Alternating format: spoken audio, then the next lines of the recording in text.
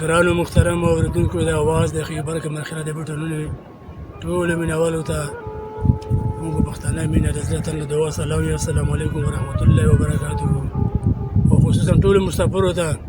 او زموږ سره نن په دا خصوصي پروګرام کې په دا د بټولونه کې یو ملګری موجوده دی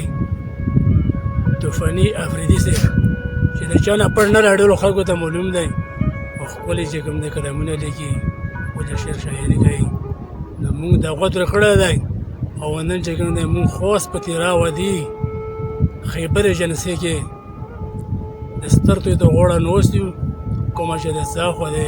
کمرخیلو په دا منځ کې تر هغه سالو کالو په دا پټو کې نوست یو نو موږ چې کوم دی طوفاني صاحب ته په دا خپرونه کې بخیر راغلی وایو ډېره مننه او بیا دا خبره کول غواړو که تاسو خوښه وي چې ته زموږ د مینوالو سره مختصر غوندې خپل تعارف وکړي خپله نومه مکمله ورته وښایي نو دا به دې مهرباني وي ډېره ښه روجي زه خو اول د اواز د خیبر کمرخیله د بي ټولنې مننه کوم شکریه ادا کوم چې مولی په راتنګ لنډ وخت کې وخت راکړو ډېره مننه ما خو نو ما خپله سید خبیب رو طوفاني افریدي مې تخلص رہی او بس د قوم کمرخیل سره تعلق ساتم او دغه مې لوکارو وطنم دی تو شعر شاعري د کوم وخت نه شروع کړی یو یاره شعر شاعري خو جی د 2003-4 نه شروع کړی یم ښه جي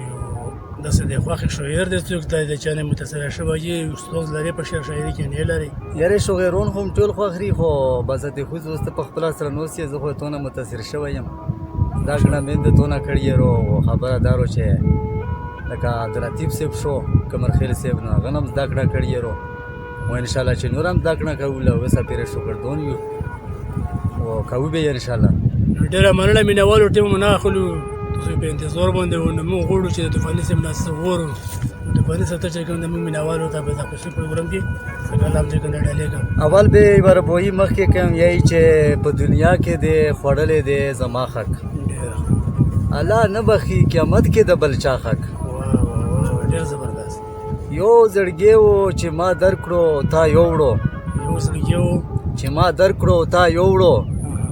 وایا نور دې راسره څه کېږي اشنا حق ډېر ښه او یی چې نور مې هر څه در بخلي دي دلبره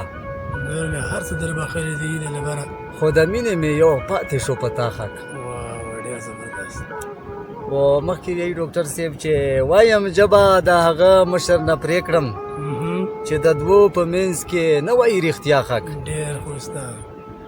و مخکې یی چې طوفاني د دې ظالم لاسونه مات کړئ چې پټ کړی یې د دین او د دنیا حق ډېر ښایسته ډېر زبردست ډېره مننه د ښاغلو مینوالو دا طوفاني صاحب انشاءالله صاحب موږ د بیا مرکې کوو د خیره سره خو ډېر ښکلی کلام یې ور وغولو نو موږ هیله لرو چې تاسو خوښ ورته رسېدلی وي ډېره ډېره مننه